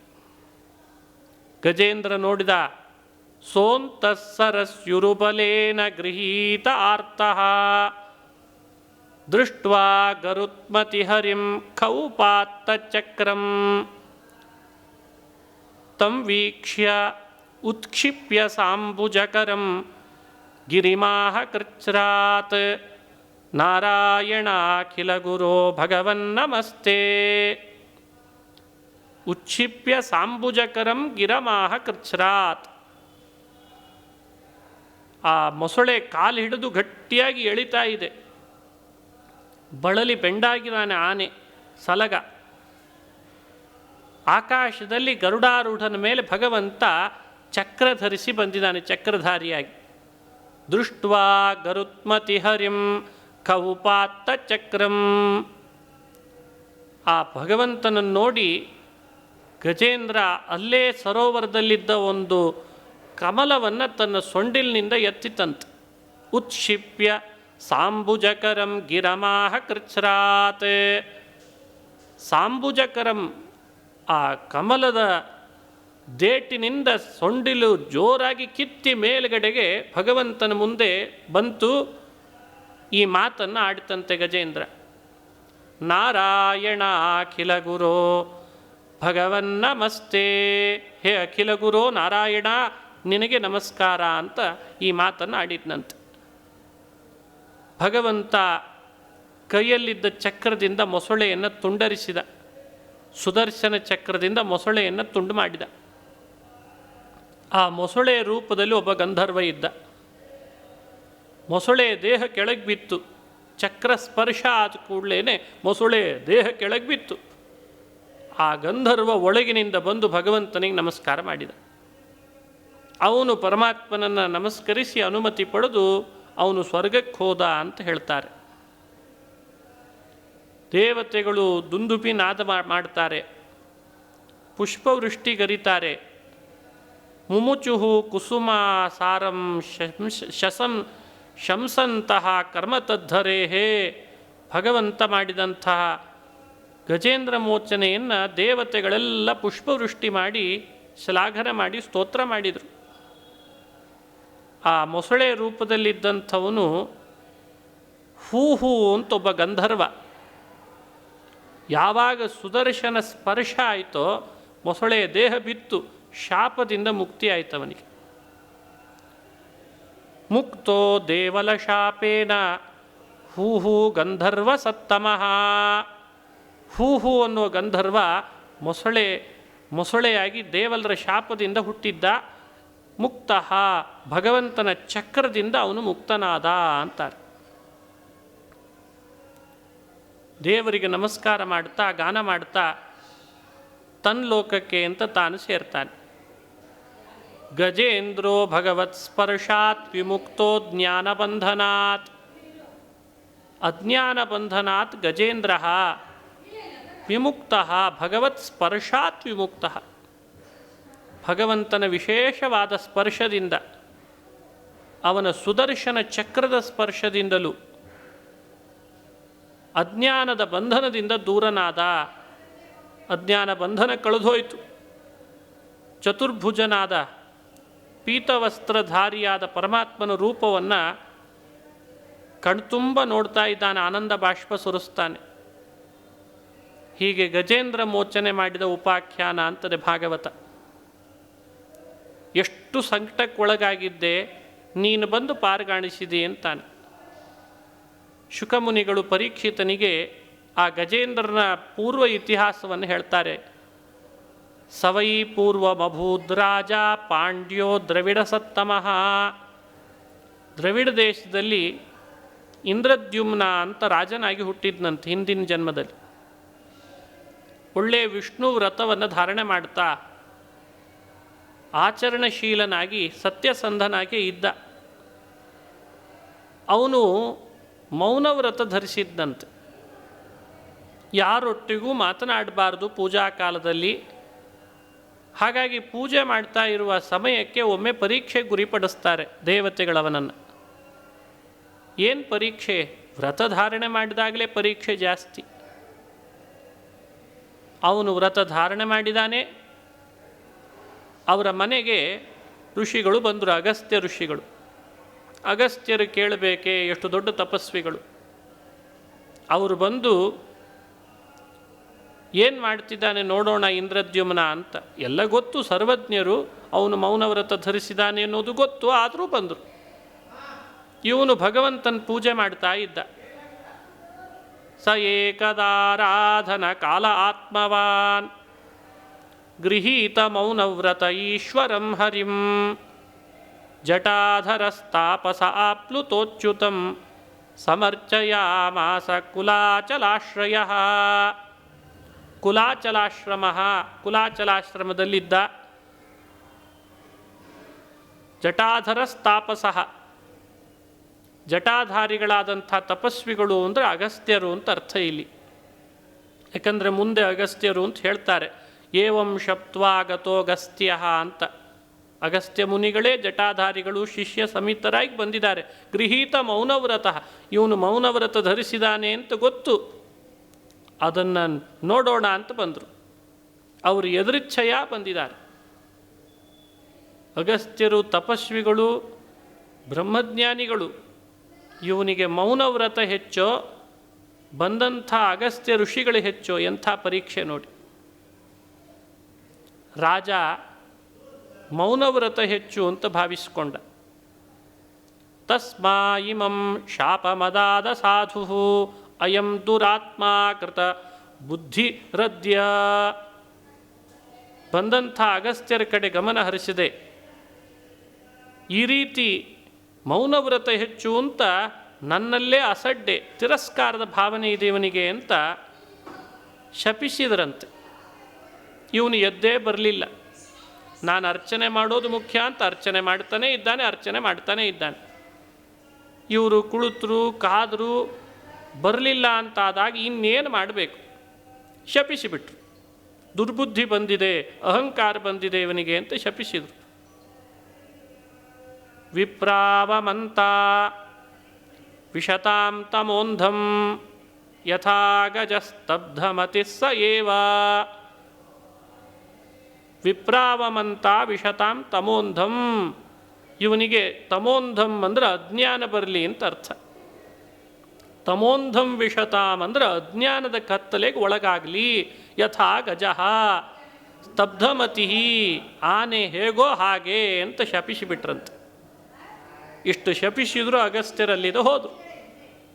ಆ ಅಗಸ್ತ್ಯರ ಶಾಪಕ್ಕೆ ಗುರಿಯಾಗಿ ಇಂದ್ರದ್ಯುಮ್ನ ರಾಜ ಅವನೇನೆ ಇವತ್ತು ಆಪನ್ನ ಕೌಂಜರೀಂ ಯೋನಿಂ ಆತ್ಮಸ್ಮೃತಿ ವಿನಾಶಿನೀಂ. ಪರಮಾತ್ಮನ ಸ್ಮರಣೆ ಇಲ್ಲದಂತೆ, ಪರಮಾತ್ಮನ ಸ್ಮರಣೆನೇ ಆಗದಂತಹ ಗಜದೇಹವನ್ನು ಪಡ್ಕೊಳ್ಬೇಕಾಯ್ತಂತೆ. ನೋಡಿ, ಮಹಾತ್ಮರು ಬಂದಾಗ ಅವರನ್ನು ನಾವು ಅಸಡ್ಡೆಯಿಂದ, ತಿರಸ್ಕಾರ ಭಾವದಿಂದ ನೋಡಿದರೆ ಅವರಿಗೂ ಅವಮಾನ ಅಂತಷ್ಟೇ ಅಲ್ಲ, ಅವರಿಗೂ ಅವರ ಅಂತರ್ಯಾಮಿ ಪರಮಾತ್ಮನಿಗೂ ಅವಮಾನ ಆಗ್ತದೆ. ಅಗಸ್ತ್ಯ ಋಷಿಗಳು ಅಂದ್ರೇನು ಸಾಧಾರಣನೇ? ಅವರ ಅಂತರ್ಯಾಮಿ ಭಗವಂತ, ಅವನೇ ಒಂದು ರೂಪದಿಂದ ಅತಿಥಿಯಾಗಿ, ಅತಿಥಿ ಅನ್ನೋ ರೂಪದಿಂದಲೇ ಬಂದಿರ್ತಾನೆ. ಅವರಿಗೆ ಅವಮಾನ ಆಯಿತು ಅಂದರೆ ಭಗವಂತ ಸಿಟ್ಟಾಗಿ ಶಪಿಸ್ತಾನೆ. ಇದು ಈ ಸಂದೇಶ, ಈ ಚರಿತ್ರೆಯಿಂದ ನಮಗೆ ತಿಳಿಸ್ತದೆ ಭಾಗವತ. ನಾವು ಮಹಾತ್ಮರನ್ನು ದ್ರೋಹ ಮಾಡಬಾರ್ದು, ಮಹಾತ್ಮರನ್ನು ಅವಮಾನ ಮಾಡಬಾರ್ದು. ಮಹನ್ನಿಂದ ಬಹಳ ದೊಡ್ಡ ಅಪರಾಧ. ಮಹಾತ್ಮರ ಅವಜ್ಞೆ ಅದು ನಮ್ಮಿಂದ ನಡೆಯದಂತೆ ನೋಡಿಕೊಳ್ಬೇಕು. ಅದನ್ನು ಇಂದ್ರದ್ಯುಮ್ನ ಮಾಡಿಬಿಟ್ಟೆ. ಹಾಗಾಗಿ ಅವನಿಗೆ ಆಪನ್ನ ಕೌಂಜರೀಂ ಯೋನಿಂ, ಅವನಿಗೆ ಆನೆ ದೇಹ ಬರುವಂತೆ ಆಯಿತು. ಆನೆ ಯೋನಿಯಲ್ಲಿ ಹುಟ್ಟಿ ಬಂದ. ದೊಡ್ಡ ರಾಜ ಆನೆಯಾಗಿ ಹುಟ್ಟಿದಾನೆ. ಆನೆ ಆದಾಗ ಈ ರೀತಿ ಅವನಿಗೆ ಮೊಸಳೆ ಕಾಲು ಹಿಡಿದು ಎಳಿತು. ಅದೇ ಸಮಯಕ್ಕೆ ಭಗವಂತ ಬಂದು ಗರುಡಾರೂಢನಾಗಿ ಉದ್ಧಾರ ಮಾಡಿದ. ಈ ಚರಿತ್ರೆ ಎರಡನ್ನು ತಿಳಿಸ್ತದೆ. ದೇವಲರಂಥ ಮಹಾತ್ಮರನ್ನು, ಹೂಹೂ ಗಂಧರ್ವ ನದಿ ನೀರಿಗೆ ಅಂತ ಸ್ನಾನಕ್ಕಿಳಿಯುವಾಗ ಅವರಿಗೆ ಮೊಸಳೆಯಾಗಿ ಪೀಡಿಸ್ತಿದ್ದಂತೆ ದೇವಲರನ್ನು. ಅವರು ಮಹಾತ್ಮರೇ. ಅವರ ಶಾಪದಿಂದ ಅವನು ಮೊಸಳೆ ಆದ. ಅಗಸ್ತ್ಯ ಋಷಿಗಳು, ಇಂದ್ರದ್ಯುಮ್ನ ರಾಜ ಮೌನವ್ರತ ಧರಿಸಿದ್ದೇನೆ, ಅಗಸ್ತ್ಯರು ಬಂದ್ರೇನು, ಯಾರು ಬಂದ್ರೇನು ಅಂತ ಅವರನ್ನು ತಿರಸ್ಕರಿಸಿದ. ಅದಕ್ಕೆ ಇವನು ಆನೆ ಆದ. ಒಬ್ಬನು ಮೊಸಳೆ ಆದ, ಒಬ್ಬನು ಆನೆ ಆದ ಅಂತದೆ. ಒಬ್ಬನು ದೇವಲರನ್ನು, ಇನ್ನೊಬ್ಬನು ಅಗಸ್ತ್ಯರನ್ನು ಅವಮಾನಿಸಿ ಶಾಪಗ್ರಸ್ತರಾಗಿ ಇಂಥ ಯೋನಿಗಳಲ್ಲಿ ಬಂತು. ಇದು ತಿರ್ಯಗ್ ಯೋನಿ ಅಂತಾರೆ ಇದಕ್ಕೆ. ಇಂಥ ಯೋನಿಗಳಲ್ಲಿ ಹುಟ್ಟಿ ಬರ್ತಾರೆ. ಇದು ದೇವರನ್ನು ಮತ್ತಷ್ಟು ನಾವು ಮರೀಲಿಕ್ಕೆ ಕಾರಣ ಆಗ್ತದೆ. ಇದೇ ಶಿಕ್ಷೆ. ಗಂಧರ್ವನಾದರೂ ಹೂವಿಗೆ ಮೊಸಳೆ ಆಗು ಅಂತನ್ನೋದು ದೊಡ್ಡ ಶಿಕ್ಷೆ. ಇಂದ್ರದ್ಯುಮ್ನ ರಾಜನಾದಂಥವನಿಗೆ ಆನೆ ಆಗಲಿ ಅಂದರೆ ಅದು ದೊಡ್ಡ ಶಿಕ್ಷೆ. ಆ ಶಿಕ್ಷೆ ಅವರು ಅನುಭವಿಸುವಂತಾಯಿತು. ಕಾಲಾಂತರದಲ್ಲಿ ಭಗವಂತನಿಂದ ಮೋಚನೆಯೂ ಆಯಿತು. ಹೀಗೆ ಭಾಗವತ ಈ ಕಥೆಯನ್ನು ಅನುಸಂಧಾನ ಮಾಡಿಸ್ತದೆ. ಗಜೇಂದ್ರನಿಗೆ ಇಂಥ ಶಾಪ ಬಂದದ್ದು ಭಗವಂತನೇ ಆ ಸಮಯದೊಳಗೆ ಅವನಿಗೆ ನೆನಪಾಯಿತು. ಆಮೇಲೆ ಪರಮಾತ್ಮನ ಸ್ಮರಣೆ ಬಂತು. ಆಮೇಲೆ ಅವನು ಕಣ್ಣೀರು ಸುರಿಸ್ತಾ ನಿಂತಿದ್ದಾನೆ. ದೇವರವನಿಗೆ ಅನುಗ್ರಹಿಸಿದ. ಇದಮಾಹ ಹರಿಪ್ರೀತೋ ಗಜೇಂದ್ರಂ ಕುರು ಸತ್ತಮ ಪ್ರೀತಃ ಹರಿಹಿ ಇದಂ ಆಹ. ಬಹಳ ಪ್ರೀತನಾದ ಪರಮಾತ್ಮ ಈ ಮಾತನ್ನು ಅವನನ್ನು ಕುರಿತು ಹೇಳಿದ್ನಂತೆ. ನಿನ್ನನ್ನು ಮೊಸಳೆಯಿಂದ ಮೋಚನೆ ಮಾಡಿದಂಥ ಕಥೆ ಕೇಳಿದರೆ ಸಾಕು, ಅವರನ್ನು ನಾನು ಅನುಗ್ರಹಿಸ್ತೇನೆ ಅಂತನ್ನಂತೆ. ಎಂಥ ಭಕ್ತವತ್ಸಲ ಶ್ರೀಹರಿ. ಶೃಣ್ವತಾಂ ಸರ್ವಭೂತಾನಾಂ ಸರ್ವಭೂತಮಯೋ ವಿಭು. ಆ ಭಗವಂತ ಹೇಳುವ ಕಥೆ. ಏ ಮಾಂ ತ್ವಾಂಚ ಸರಶ್ಚೇದಂ ಗಿರಿಕಂದರ ಕಾನನಂ. ಹಿಂದೆ ಹೇಳ್ತಾ ಬಂದಿದ್ದೇವೆ. ಈ ಪರ್ವತದಲ್ಲಿರುವಂತಹ ಮರಗಳು, ಆ ಲತಾ ಹಾಗೂ ಇಲ್ಲಿರುವಂತಹ ಈ ಸರೋವರ, ಉದ್ಯಾನವನ, ಇವುಗಳ ಬಗ್ಗೆಯೂ ಶ್ರವಣ ಮಾಡಬೇಕಂತ. ವೇತ್ರ ಕೀಚಕ ವೇಣೂನಾಂ ಗುಲ್ಮಾನಿ ಸುರಪಾದಪಾನ್ ಶೃಂಗಾಣೀಮಾನಿ ಧಿಷ್ಣ್ಯಾನಿ ಬ್ರಹ್ಮಣೋ ಮೇ ಶಿವಸ್ಯ ಚ ಕ್ಷೀರೋದಂ ಮೇ ಪ್ರಿಯಂ ಧಾಮ ಶ್ವೇತದ್ವೀಪಂಚ ಭಾಸ್ವರಂ ಶ್ರೀವತ್ಸಂ ಕೌಸ್ತುಭಂ ಮಾಲಾಂ ಗದಾಂ ಕೌಮೋದಕೀಂ ಮಮ ಸುದರ್ಶನಂ ಪಾಂಚಜನ್ಯಂ ಸುಪರ್ಣಂ ಪತಗೇಶ್ವರಂ ಶೇಷಂಚ ಮತ್ಕಲಾಂ ಸೂಕ್ಷ್ಮಾಂ ಶ್ರಿಯಂ ದೇವೀಂ ಮದಾಶ್ರಯಾಂ ಬ್ರಹ್ಮಾಣಂ ನಾರದಂ ಋಷಿಂ ಭವಂ ಪ್ರಹ್ಲಾದಮೇವ ಚ ಮತ್ಸ್ಯ ಕೂರ್ಮ ವರಾಹಾದ್ಯೈಃ ಅವತಾರೈಃ ಕೃತಾನಿ ಮೇ ಕರ್ಮಾಣ್ಯನಂತ ಪುಣ್ಯಾನಿ ಸೂರ್ಯಂ ಸೋಮಂ ಹುತಾಶನಂ ಪ್ರಣವಂ ಸತ್ಯಂ ಅವ್ಯಕ್ತಂ ಗೋ ವಿಪ್ರಾನ್ ಧರ್ಮಮವ್ಯಯಂ ದಾಕ್ಷಾಯಣೀರ್ಧರ್ಮಪತ್ನೀ ಸೋಮಕಶ್ಯಪಯೋರಪಿ ಗಂಗಾಂ ಸರಸ್ವತೀಂ ನಂದಾಂ ಕಾಳಿಂದೀಂ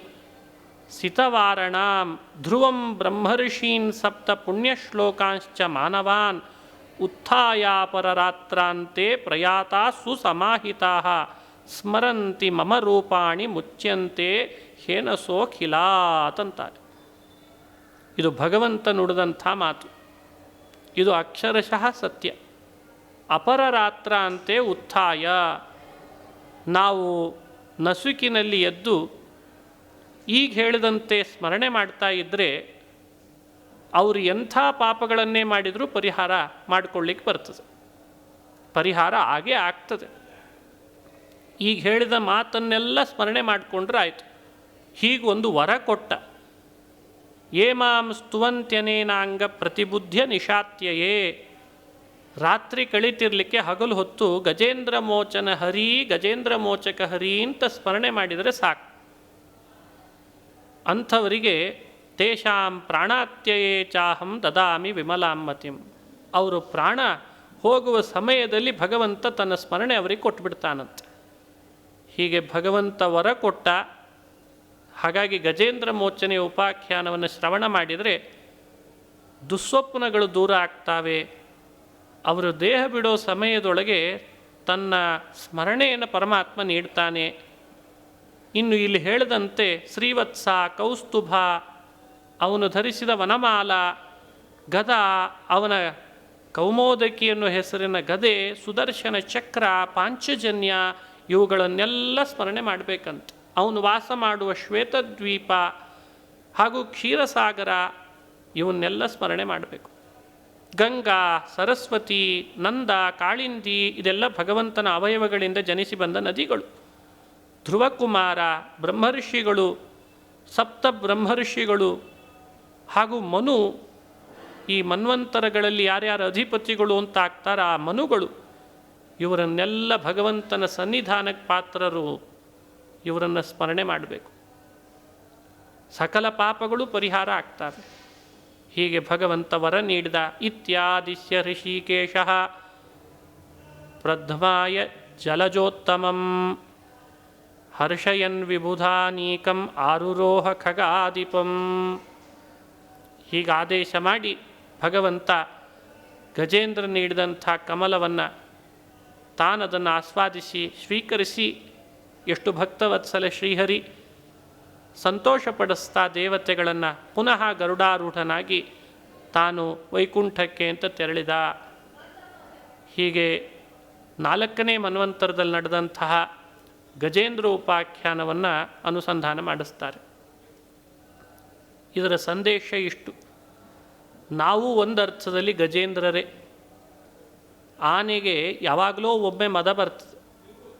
ಯಾವಾಗಲೂ ಮದ ಬರುವಂಥ ಆನೆ ಅಂದರೆ ನಾವು. ಅನ್ನಮದ, ಅರ್ಥಮದ, ಅಖಿಳ ವೈಭವದ ಮದ, ಮುನ್ನಪ್ರಾಯದ ಮದ, ನಾನಾ ಮದಗಳಿಗೆ ಒಳಗಾಗುವವರು ನಾವು. ಹಾಗಾಗಿ ಇಷ್ಟು ಮದಕ್ಕೆ ಒಳಗಾಗುವ ನಮ್ಮಂಥವರನ್ನು ಗಜೇಂದ್ರ ಅಂತ ತಿಳಿಬಹುದು. 3 ಶೃಂಗದ ಪರ್ವತದಲ್ಲಿತ್ತು, ವಿಹಾರ ಮಾಡ್ತಾ ವನಕ್ಕೆ ಬಂತು ಅಂತ ತಿಳಿಸ್ತದೆ ಭಾಗವತ. 3 ಶೃಂಗದ ಪರ್ವತ ಅಂದರೆ ಸಾತ್ವಿಕ, ರಾಜಸ, ತಾಮಸ ಅಂತ 3 ಗುಣಗಳು ಪ್ರಕೃತಿ. ಆ ಪ್ರಕೃತಿ ರೂಪ ಗುಣಗಳ ಸಂಪರ್ಕದಿಂದ ವನ ಅಂದರೆ ಸಂಸಾರದ ವನ ಬಂದಾಗ ನೀರಡಿಕೆ ಆಯಿತು ಅಂತ ಹೇಳ್ತದೆ. ಆನೆಗೆ ನೀರಡಿಕೆ, ಜೀವನಿಗೂ ಆಗುವ ನೀರಡಿಕೆ ಅಂದರೆ ವಿಷಯದ ನೀರಡಿಕೆ, ವಿಷಯಾಭಿಲಾಷೆ. ಅದನ್ನು ಸ್ವಲ್ಪ ನೀರು ಕುಡಿಯೋಣ ಅಂತ ಒಂದು ಕೆರೆ ಕಾಣಿಸ್ತು, ನೀರಿತ್ತು, ನೀರು ಕುಡಿಯೋಣ ಅಂತ ಹೋಗಿ ನೀರು ಸವಿತು ಸೊಂಡಿಲಿನಿಂದ. ಈ ಸಂಸಾರದ ಕಾಡಿನಲ್ಲಿರುವ ಸರೋವರದ ನೀರು ಅಂದರೆ ವಿಷಯದ ನೀರು. ಅದನ್ನು ಸ್ವಲ್ಪ ಕುಡಿದ್ರೆ ಅದು ಸಾಲದು, ಇನ್ನೂ ಬೇಕು ಅನ್ನಿಸೋ ಹಾಗೆ ಮಾಡ್ತದೆ. ಮತ್ತೆ ಕುಡಿದ್ರೆ ಮತ್ತೆ ಬೇಕು ಅನ್ನಿಸೋ ಹಾಗೆ ಮಾಡ್ತದೆ. ಈ ವಿಷಯಾಭಿಲಾಷೆಯೇ ಹಾಗೆ. ಅದು ತೃಪ್ತಿ ಕೊಡಲ್ಲ, ಅತೃಪ್ತಿಯನ್ನು ಜಾಸ್ತಿ ಹೆಚ್ಚು ಮಾಡ್ತದೆ. ಇನ್ನು ಅತೃಪ್ತಿ ಹೆಚ್ಚು ಮಾಡ್ತದೆ. ಹಾಗೇ ಆಯಿತು, ಅತೃಪ್ತಿ ಹೆಚ್ಚಾಯಿತು. ಸರಿ, ನೀರಿನಲ್ಲಿ ಮುಳುಗಿದ. ಎಂಥ ವಿಚಿತ್ರ ನೋಡಿ. ಸ್ವಲ್ಪ ಬಾಯಾರಿಕೆ ಆಗಿದೆ ಅಂತ ಕುಡಿದು ಹೋಗಿದ್ರೆ ಆಗ್ತಿತ್ತು, ಇಲ್ಲ ಅಲ್ಲೇ ಮೈ ಮುಳುಗಿಸಿದ. ನಾವು ಕೂಡ ಸಂಸಾರದ ಕಾಡಿಗೆ ಬರ್ತೇವೆ, ನೀರಡಿಕೆ ಆಗಿದೆ ಅಂತ ಸ್ವಲ್ಪ ವಿಷಯದ ನೀರು ಕುಡಿತೇವೆ, ಆಮೇಲೆ ಆ ನೀರೇ ನಮ್ಮನ್ನು ಕುಡಿದು ಬಿಡ್ತದೆ. ಸ್ವಲ್ಪ ನಾವು ಕುಡಿದ್ರೆ ಅದು ನಮ್ಮನ್ನು ಪೂರ್ಣ ಕುಡಿತದೆ ಅಂತ ಆಯಿತು.